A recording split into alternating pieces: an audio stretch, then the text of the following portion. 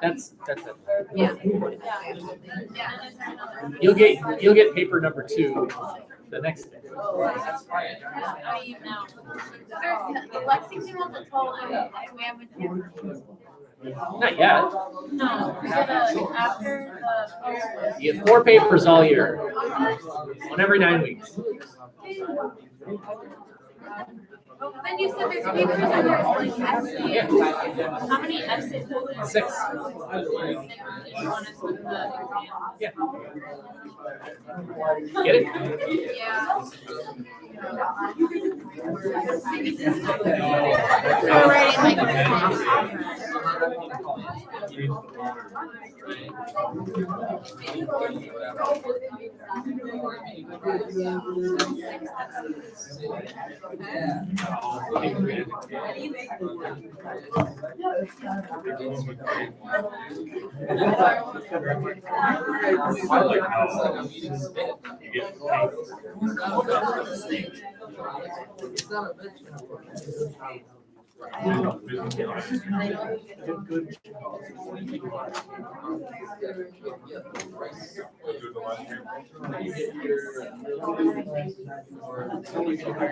Okay, let's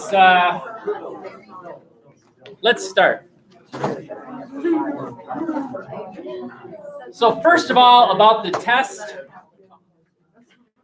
what I did was I looked at who got the best score. That score was a 59. So if that was you, way to go. You ruined the curve in a way. You got the total score. This is what I will do for a little while. It will not be all year. By the end of the year, there will be no curve and no questions will be thrown out. But we're building to that. It's just like your essays, right? I give you things, and as the year goes on, I take you away. Same thing with objective tests. You have tools at your disposal to make your score better, but as the year goes on, I take you away. So anyway, the score was out of 59, and then I threw out questions where less than half of you got it right. That was 7 questions. 7 questions were thrown out. One of them, only 18% of you got it right. So I went back and I looked at that question, and I don't understand why you got it wrong. But maybe that's just my perception. I don't know. Anyway, not to worry about it. So that made the total score 52. 52 was the total score you could possibly get. Many of you got more than 52. I'm sorry to say, though, that no, you didn't. You got 52. Sorry. You may have gotten 56, but you didn't. You got 52 because you can't get more than 52. There is no extra credit in here. Sorry. This is Big Boyville, right? Any questions on the objective test? Okay. Essays, it's going to be a while. I read those things and then I read them again. And by the way, many of you still haven't finished those things. They're sitting here in my room waiting for you to attack them on a time of your own choosing. Okay. Can we flush the toilet on Unit 1? Yeah. Look at assignment board. Look at everything you need to know for the next unit, including due dates of various CIAs. There they are. The first one is every week there's CIAs due. This week only 1 CIA is due. Starting next week, 2 CIAs due per week. And my kind, forgiving, it's because you don't really understand CIA is over. You understand CIA now. You know how it works. So no more wink, wink, nod, nod. I'll give you another day crap. It's due when you walk in the door Friday at the beginning of your class. I have the right to say, all right, everyone, freeze. I walk over to the computer. I record your scores. I have the right to do that. I doubt I'll do that, but I could. Okay, Chapter 9 CIA due this Friday, and then 2 CIAs per week. Sometimes it's Thursdays. I don't think you have school a week from Friday, so that means the CIAs would be due that Thursday. What? I thought we have school that day now. No, I think you still have that day off. I think that's still a day. I think. Anyway, let's. If you do have school that day, I'll happily delay the due date a day. Okay. You get your new documents for your new Blue Book essay today. Yes. Remember, don't let anyone ever give you anything. Take it. Take. Don't let anyone give. Okay. How many of you have ever heard of a guy by the name of Thomas Jefferson? Thomas Jefferson? T. Jeff? I believe many of you are lying. Jefferson was a conservative. Now, does anyone know what that means? What does that mean, though? Answer this question. A conservative has this point of view about the federal government. They like They more were- control. What? Power. No. What? Power. Less. Oh. The federal government, the national government should do less. States should take care of things. Let states do it. States are the viable entity. That's what Jefferson said. That the national government should be relatively weak, should have few responsibilities, and that states should take care of things. That is a classic conservative point of view. Now, how many of you have ever heard of a guy by the name of Alexander Hamilton? Great play. I saw it in Chicago this summer. Wonderful. Hamilton was a liberal. Now, what does that mean? More government. More national government. So national government should take care of things. Those two were intellectual enemies. They disagreed with each other. And your job on Second Blue Book is to decide which one was right. Jefferson or Hamilton? I'm going to present to you 3 possible issues. You'll accept 2 of them. Does this sound familiar? I give you 3 options. You pick 2 from 2 historical points of view. Only this time it's Jefferson and Hamilton, not Schweikart and Allen and Zinn. This time it's funding the national debt, taxes, trade. There's a couple other issues. Not Columbus or which culture was superior or why did they do what they do. But it's the same essay, people. It's the same essay. You just substitute. What? What are you taking away from this one? I haven't said it. But remember, it's out of love. Love, which is the #1 ingredient in Krabby Patties. Okay. I will give to all of you documents, and you'll each be assigned 1 document for tomorrow. Let me just warn you. Remember the length of the previous documents? Oh, she wins. This is 1 document. Some of you are going to be assigned this page, 2 page. Some of you are going to be assigned this document, which is 1 page, 1.5. Some of you are going to be assigned this 3rd document, which is about 3/4 of a page. This one's, if you're a number 4, you got it good. If you had a 5, sorry. If you have a 6, I'm really sorry. 1/2, 1.5, 2.5, 3.5. Maybe what I'll do is I'll divide that in half. I'll divide document 6 into half. So I'll number you 1 through 7, and we'll make it a little more fair. 4, 5, 6, 7, 8, 1. Okay. Are there less documents than this time than there were? 6 documents total. 6 documents total. Okay, and I will hold your hand.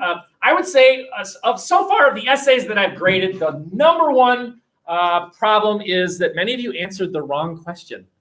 Many of you said that Zinn said that the Europeans were not justified in colonizing America, whereas Schweikart and Allen said, yeah, they were.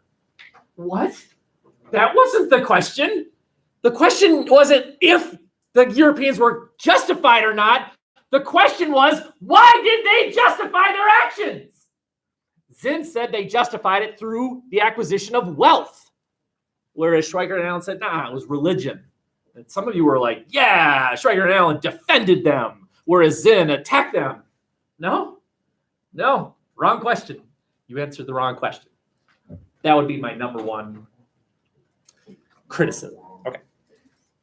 But just relax, all right? Just relax. Okay, let's start with notes for unit number 2. Isn't this exciting? You're experts at this now. Experts!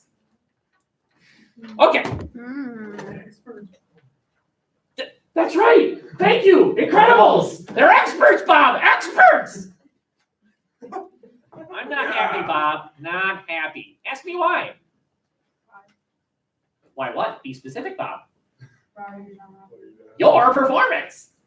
Okay, anyway. Did you know that's the same guy? That voice is the same guy in Princess Bride who puts the poison, the iocane, in the cup and then switches it. That's him. By the way, that guy wrote Princess Bride. Really?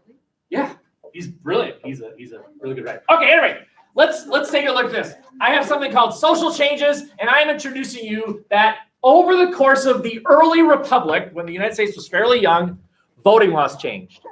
Does anyone know, pray tell, identify the qualifiers who got to vote when the United States is born? White, Men, male, land. property owners. Very good. White, male property owners. That's the way it used to be. Now let's look at today, 2019. Are any of those true? Do you have to be white? No. No. Do you have to be male? No. Do you have to be a property owner? No. So what we need to do is between this time and now is figure out when did each of those hurdles get eliminated. Okay? Hurdle number 1 was the property stuff. Eliminated 1824. 1824. No more, I'm sorry, bad, don't write that. What are you doing? 1828. God. 1828. No longer need to own property in order to vote. Okay? As an example of the impact of that change. We do seem to be skipping time, right? We last time we had class where I talked, the year was 1783. Suddenly we're in 1824. We've sort of skipped 50 years. We will go back. I'm just trying to introduce to you that some big issues are going to be addressed by the young country. And the first of them is, well, who gets to participate? And this is just sort of kind of an interesting map here. You'll see that by 1824, it's more than just the 13 original states. It's all these states that have joined, and some are green, and some are orange, and some are brown, and some are pink, and holy crap. 4 years later, now that you didn't have to own property to vote, the guy that would finish second, his name was Andrew Jackson. Have we heard of Andrew Jackson? Mm-hmm. Andrew Jackson was 17 years old. He fought in the American Revolution. He was captured by the British, and they marked his face. The British officer took a sword and cut his face just to remember him. Jackson did remember him. So we'll see what Jackson does later on when he was older. But just think, 17 years old. Look where you are. I was the salutatorian in my class. Look where I am. 4 years later, the guy that finished second when only property owners could vote would win when non-property owners were allowed to vote. In other words, poor people liked Jackson. Poor people liked Jackson. And that changes the whole flavor of the Republic in ways that we will talk about later on in this class. Okay? The second and last bit of information on this slide is that all states eliminated their official churches. As you recall, many colonies were created based on an official church. But all of them said, nah, no official church. Yes? Was that also in 1828?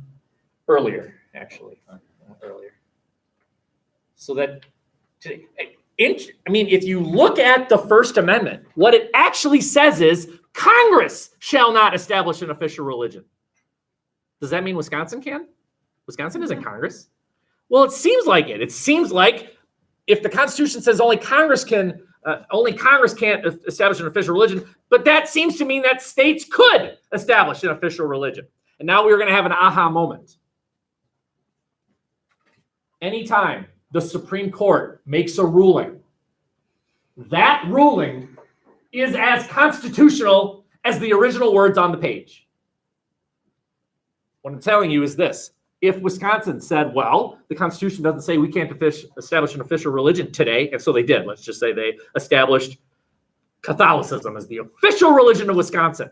Could they do that? They could say, well, look at the words of the Constitution. It says only Congress cannot establish an official religion. We are not Congress, therefore we can establish an official religion. Do they have a point? Yeah. No, they do not, because the Supreme Court has sometime in our history ruled states can't do it either. And since the Supreme Court has made that ruling, the ruling is as constitutional as the words on the Constitution itself.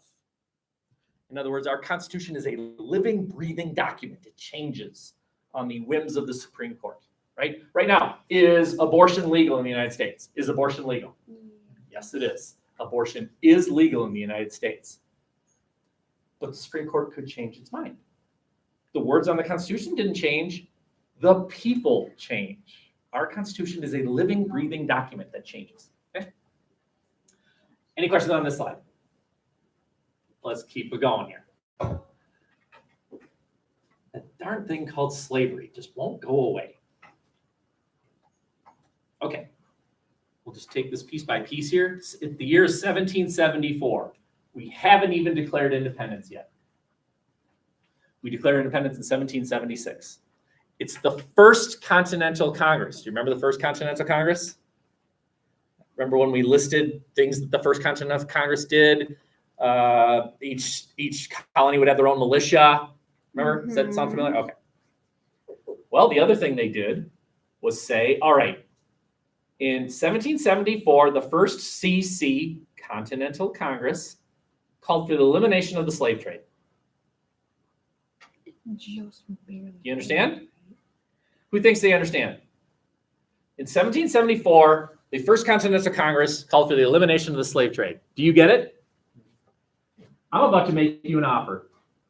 Okay? Do you understand? You understand? Okay, I'm about to make you an offer. I'm going to leave it up there for 5 more seconds. Okay. No one can help you. If anyone blurts out what she should say, I will automatically say she's wrong.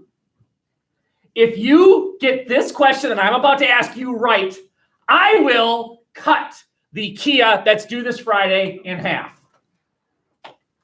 I'll cut it in half. If you get it wrong, I'm not going to double it. It'll just be where it is now. So there's no loss in this, right? You either get the frosting or you don't. Well, that sounds like punishment. I'm not punishing you if you get it wrong. All of you have to do the entire Kia. But if she gets this question right, all I'll require is you get, this is the way I'll do it. All I'll require is that you get half right, and then I'll pretend you got it all right. You understand? I'll like round up or something. Okay, here's the question. Don't help her. So, in 1774, the word is true or false. The next word out of your mouth is either the word true or the word false. 50-50. Tell you what, 50-50.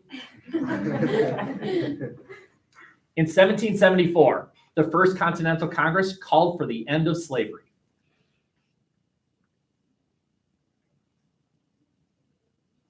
True or false? Don't help her. Ready? You're gonna say the word true, or you're gonna say the word false. Okay? Ready? Go. You said true. Okay. No. It's false. Slave trade. Don't feel bad. Don't feel bad. I'll give you another chance. I'll give you another chance. It's okay. He's gonna give you another chance. I will give you another chance. I have a heart. I have a heart. What was her error? It's the slave The trade. slave trade. The slave trade. No more importing Africans over the Atlantic via the Middle Passage. Slavery is alive and well. Well, where are you going to get future slaves then? If you can't bring them from Kids. Africa, what? Kids. Yeah, you're going to breed them. You are going to breed slaves like dogs. Okay? I agree. So the slave trade was, they called for the end of the slave trade. And what they said was, all right, because southern states, you're already starting to see the beginning of the difference between northern states and southern states. Southern states said, but we like slavery.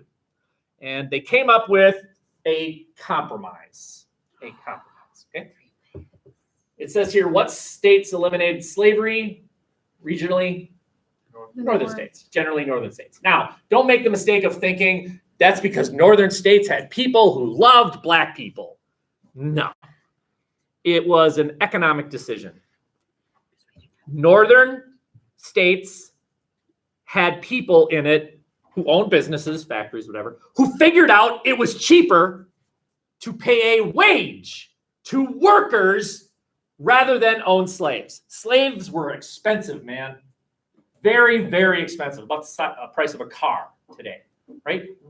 Why would I buy a slave and then what I have to do, I have to feed that slave, I have to clothe that slave, I have to house that slave. If that slave gets sick, I have to nurse that slave to help. That's an investment. Think of your car. The first time that the flat tire, you say, freaking car, and get out and walk away. Like, I'm done with you. You're fired, car. You don't fire your car, right? You take it to the shop. You fill it with gas. You nurse that thing back to health. You park it in the garage. That's what southern states did, but it's expensive. Northern states, why? Why don't I just pay someone a measly little wage, and then with that wage, they'll find their own housing. They'll find their own food, their own clothing, and if they get sick, I'll fire them. Find someone else. So northern states made a decision to eliminate slavery based on an economic view, not a moral view. Now, were there some northerners that said slavery's wrong? Of course. But by and large, it was an economic decision. That line represents something that later on will be called the Mason-Dixon line.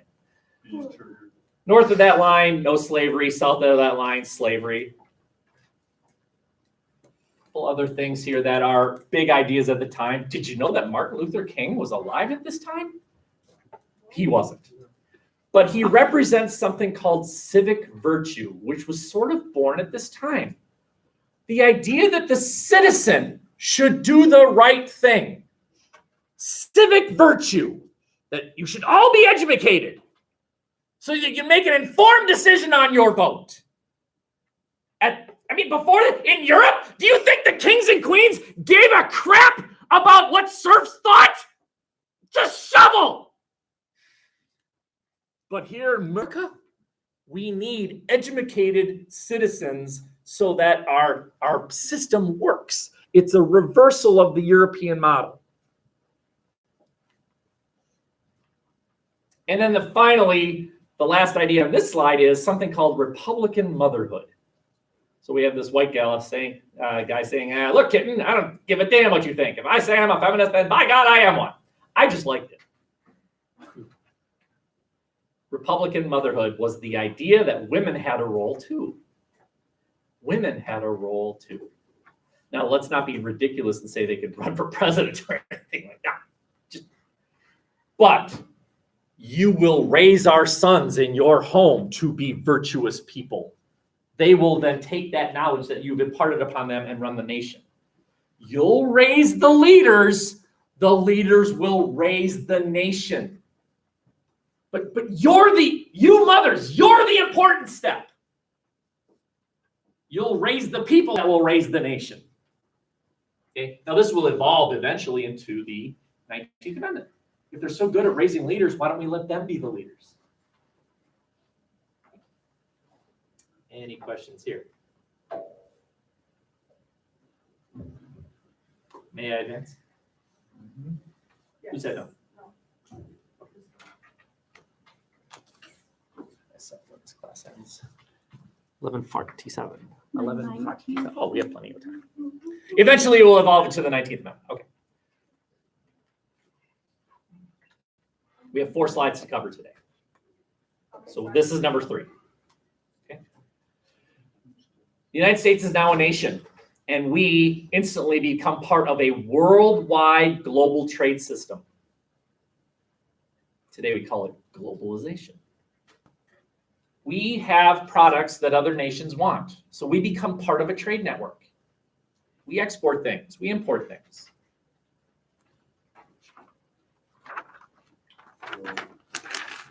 The second big idea is that when we were born, the day we were born, the United States was hugely in debt. On the first day, our nation was already in debt. Okay? On the day we were born, we were already hugely in debt. And not only was the nation in debt, each state was in debt. Massachusetts had to borrow massive amounts of money to pay for their soldiers to fight the British. Every state was in debt. Now, some states were more in debt than others. By the way, northern states were much more in debt than southern states. Okay? Anyone want to take a shot as to why? Ooh, I got it. Nah, that's not a yes or no question. I was about to ask you another question, give you another chance. Okay, I got it. Okay, it's either north or south. North or south. If you get it right, I will again honor my promise. If you get it wrong, that's it. 2 chances, that's enough. Okay, so it's either north or south. 50-50. I tell you what, 50-50.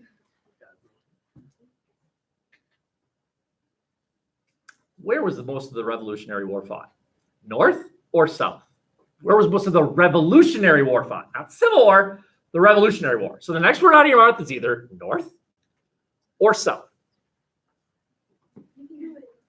You can do it. Go ahead and say. No, it's north. Shoot. I'll give you another chance. Most of the war was fought in the north. That meant the north had to fight more British resistance, which meant they had to borrow more money to buy the weapons and pay the soldiers, which meant that northern states were more in debt than southern states. Just remember that. Northern states were more in debt than southern states. That will matter. Okay. This is just a really fascinating chart. It shows the history of American debt ever up to the year 2010. This is kind of fun. All right, so this actually shows the percent of debt as compared to the gross national product, the total value of all goods and services produced in one country in 1 year. And the most we were ever in debt was World War II, 120%. But that makes sense. Of course, you go in debt, right? There was a crisis. If you sever your arm, if your arm goes over there, you run and grab your arm and you go to, I don't know how you grab your arm. With your other arm. Oh, yeah. You grab your other arm with your other arm and you go to the hospital. You don't, and they say like, whoa, this is going to be expensive. You don't say, oh, yeah, hold on a second. Let me think about that. Just fix my arm. I'll worry about paying it off later. Okay. World War II, that's when the U.S. lost an arm. That was a bad time. Okay. So the Americans weren't necessarily worried about, wow, this is going to be really expensive to defeat the Nazis. Okay.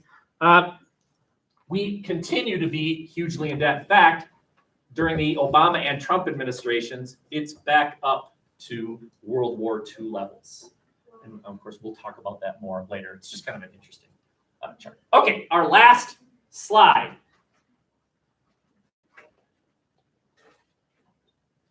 The United States declares independence, 1776, wins its independence in 1783, and it's now what? Now what? We won. Now what? Well, we got to form a government. Okay. And so here's the original 13 states. And we're going to create a national government. We're going to create a national government. Okay. But this says each state was sovereign. Big word. And then went, oh, I got it. Last chance. And this time I mean it. Okay, I'll give you 2. Don't tell me. Are you telling me that? So it's either Sovereign either means part of a greater whole or independent. So each state is either part of something or it's independent. Allow me to say, if you get this wrong, what's wrong with you? Okay. Next word out of your mouth is either part of something or independent. Very good. Okay. Good job. All right. Doesn't that suck to be the focus of attention? Yeah. I don't know. I looked up. You were looking at me. We had that moment. Okay. Yeah, independent. All right. So I will honor that pledge. However many points the Kia is worth, all you need to do is get half. You could do half of it, but that means you got everyone right. All of them wrong. You need to get half the points, and then I will pretend that you got all of the points. Now, what you could do is do half, submit it, see your score, and then if you don't like the score, do it again, start where you left off, and then I'll just add those 2 points together. You can do Kias multiple times, right? So just, yes, you can. Oh, yeah, but you I only take the first score, but this time I will honor all the scores put together as your score. Yes, dear. So if I just do the whole thing, will you just? If you get half the points, you get the whole thing. Yeah. Okay. Each state, I mean, this is on the day the United States was born. Each state had their own army, their own navy. They had their own currency. Imagine, Wisconsin had its own money. If you wanted to go to Mall of America, you would have to trade in your Wisconsin money for Minnesota money. That's what it was. And they taxed each other's stuff. If you were in New Jersey and you sold dolls and you wanted to sell your dolls in New York taxed your stuff. The states taxed each other as if they were nations, as if they were 13 independent nations. But that's what I'm trying to get across to you. They sort of were. They were sort of 13 independent nations. Sort of. Right? So the Continental Congress, the Second Continental Congress, says, no, we're gonna create a national government. We're gonna create a national government. And they did. And it's called the Articles of Confederation. This is the original Constitution. The Constitution that you and I operate under right now is not the original Constitution. It's the sequel. It's The Empire Strikes Back.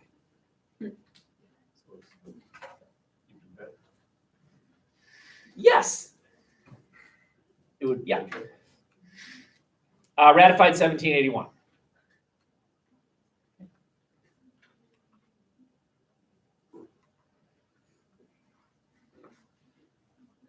Last bit of note-taking.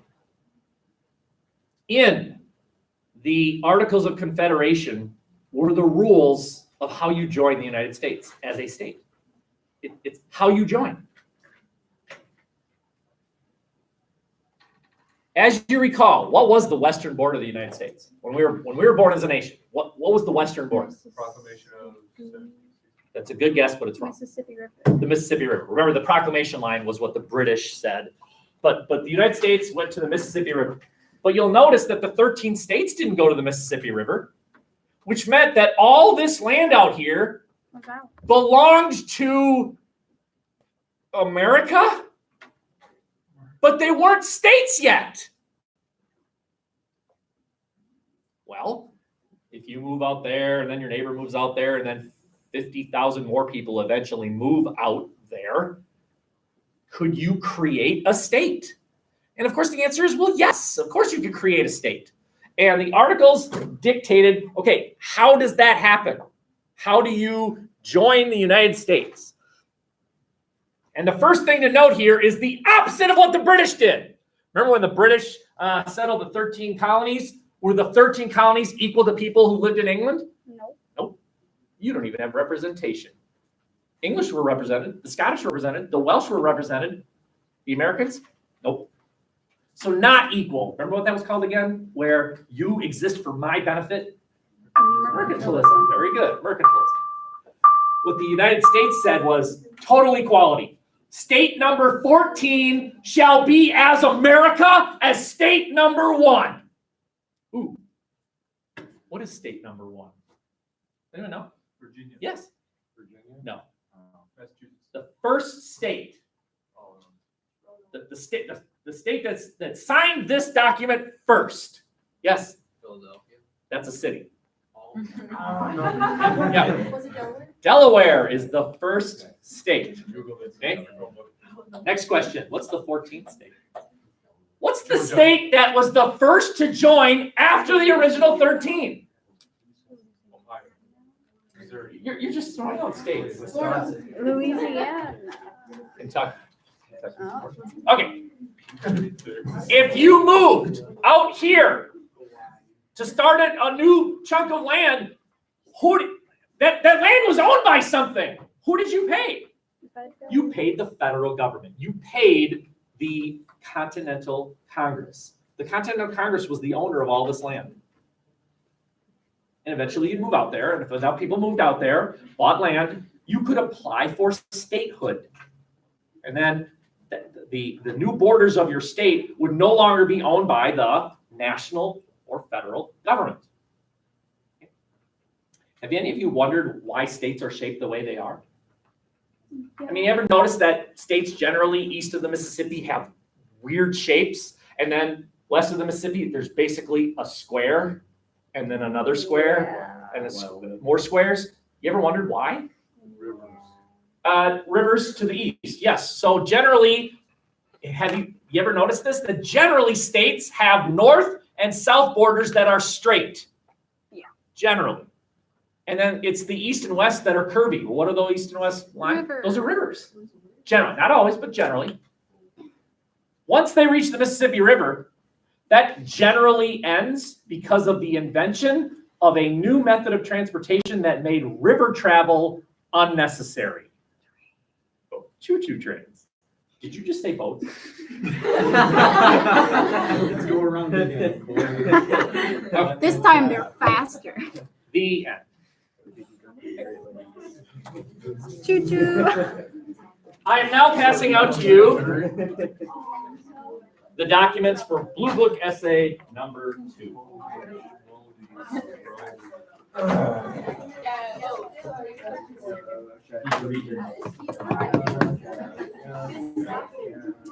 I'm excited.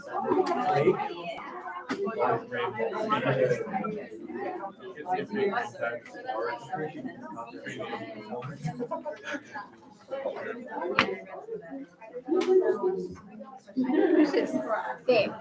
Got Thomas Jefferson's size. He's so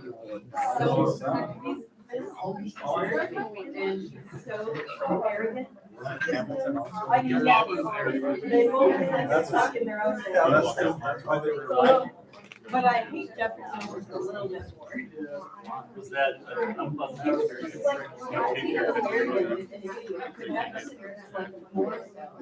I know. your eyes hypnotize me. He also like a whole lot of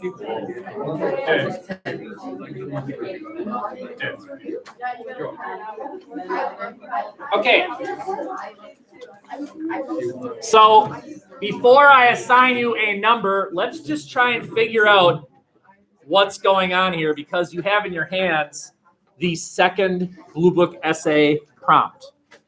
And that is right at the top. It says there, contrast the views of the Federalists and the Democratic Republicans on 2 of the following. But I might as well have read, contrast the views of the historians Zinn and Schweikert and Allen over 2 of the following. And one of them was Columbus, and the second one was why the Europeans did what they did, and the third one was which culture was superior. Only this time, it's not Zinn and Schweikert and Allen, it's Federalists and Democratic Republicans.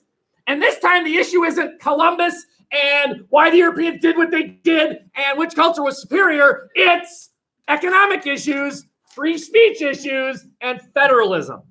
You'll pick 2 of the 3 and you'll tell me, was it the Federalists or the Democratic Republicans who had the better view of those two issues? And if you want to go ahead and you can mark this up all you want. The Federalists, that's Team Hamilton. That's the liberal view. That's the national government is good view. National government, thumbs up. Federalists. The Democratic Republicans, that's Team Jefferson. They are the conservative view. They are the belief that the federal government shouldn't do these things. States should do these things. Less federal government, more state. Okay? There are 3 issues. I'm going to number you 1 through 7, and we'll divide document 6 in half. I will tell you your responsibility after numbering and making sure we all know what document we have. Yes? Are we gonna have to find our own historical evidence because there aren't enough documents to do like that? Yes, but look how long each document is. But you said we couldn't, you double up last time, like you couldn't use the same document for 2 different things. No, I didn't. No, you did. 1, 2, 3, 4, 5, 6, 7. 1, Knew it. 2, 3, 4, 5, 6. Sorry, 7. 1, 2, 3, 4, 5, 6, 7. 1, 2, 3, 4, 5, 6, 7. Ones, you have document 1 from Alexander Hamilton. It's a letter he wrote. 2s, you have Thomas Jefferson, a letter he wrote to James Madison. 3s, you have the letter that John Allen wrote about something called the Sedition Act. 4s, you lucky dogs, you have a document from something named Hortensius. That was his pseudonym. He hid his name because he didn't want anyone to know who he was. His name is actually George Hay. 5s, you have Thomas Jefferson's Kentucky Resolution about federalism. All right, 6s, let's figure this out. So document 6 is 1, 2, 3, 4, 5, 6, 7. I'm counting the number of paragraphs. 8, 9, 10, 11, 12, 13, 14, 15, 16, 17, 18, 19. Holy crap. 19. All right, so we'll just go 10 and 10. So 6s, you have Mr. Hamilton starting with the word the. 1, 2, 3, 4, 5, 6, 7, 8, 9, 10. All the way through the paragraph that begins with the word Sparta, Athens, Roman, Carthage, all the way to the word conquest. All right, so draw a line right there. I will too. Everyone understand? So the 3rd page of the document, between the paragraph that starts with the word Sparta and the paragraph that starts with the word Carthage. Draw a line between those two. 6s, you have everything before that line. 7s, you have everything after that line. And what are you looking for? Okay. You are looking for arguments for why the federal government should support issue or why it should be states that attempt to address the issue. Okay, I'll give you some help here. Document 1, Hamilton. He's talking about taxes. Hamilton is talking about taxes. You know, one of the major complaints that the Americans had about the British was all those taxes, how unfair they were. Well, now they're out of the picture. And now this new national government is being created in the United States. And you know what they're going to do? Tax. They're going to tax. Will you quit it? That sounded angrier than I really was. Okay. So the British are out, and here comes the new American government, and they're going to impose taxes. And Hamilton is going to argue why. Why are those taxes a good idea? Why are those taxes? That's what you're looking for, ones. Why did Hamilton say that those taxes were a good idea? By the way, you saw an answer today. Okay. All right. Document 2 people. Your Jefferson's response. Jefferson read that letter that Hamilton wrote. He read it. And he said, oh, yeah? Well, and he wrote a letter. It's just like Schweikert and Allen. They read Zinn and then they wrote their own history book. That's what Jefferson did. So Jefferson's response, what's wrong with taxes? What's wrong with them? That's what you're looking for. Document 3. The issue was something called the Sedition Act. Does anyone know what sedition is? Sedition? Sedition is betraying your country. Okay. Are you allowed, do you know the answer to this? Are you allowed to voice your opposition to President Trump? Those of you who aren't fans of it. Can you do that? Yep. Can you say he's a moron and doesn't know what he's doing? Mm-hmm. Are you sure? The Sedition Act was created to prevent criticism of the president. Oh. The Sedition Act, okay? And what John Allen, you might as well put Alexander Hamilton, because John Allen and Alexander Hamilton were friends. They agreed, okay? Actually, interesting enough, Hamilton did not agree with the Sedition Act, okay? But the Federalists did, okay? The Federalists said, why was it a good idea? Why was the Sedition Act a good idea? Interestingly, Hamilton, a member of the Federalist Party, opposed his own party, which is kind of interesting. Okay. Why was the Sedition Act a good idea? Yes, dear. So are we picking between Federalist and Democratic Republican, or Hamilton versus Jefferson? Democratic, Republican, and Federalist. All right. Document 4 is George Hay arguing what's wrong with the Sedition Act. What's wrong with it? Okay. Why was it a bad idea? Finally, there's the issue called federalism. Does anyone know the answer to this? Let's say the United States passes a law that everyone must wear purple. And Wisconsin says, we are not wearing colors of the Minnesota Vikings. Wisconsin passes their own law nullifying the federal law. Can Wisconsin do that? Yeah. Are you sure? Okay, so stay tuned, but that's what's going on here. So Thomas Jefferson is writing in document 5 about why Kentucky should nullify the Sedition Act. Sedition Act was passed, and then Kentucky said, we're not doing that. We're not doing that. Can Kentucky do that? Jefferson is explaining why Kentucky should nullify federal law. And then finally, document 6 was the response. Hamilton responding. So Hamilton is saying why states should not be able to nullify federal laws. Well, why not? Why not? What does he say? So did you support the conservative one? Jefferson is conservative. Yeah, but if we're arguing and he doesn't agree with the Sedition Act, but doesn't that make him more aligned with Jefferson's party? So then his document would be used to No, support you're that? you're confusing the issue. Should states be able to nullify federal law? Jefferson, of course, would say, yeah, states are strong. Hamilton would say, no. States can't do it. Now, does that mean he's in favor of the Sedition Act? No, not necessarily. He's just against the idea that states should be able to nullify federal law. States should not be able to do that, according to him. Okay? Give it a shot. You just got to give it a shot. Okay? Read your document. Be ready to chat about it with your fellow numbered people tomorrow. I'm done.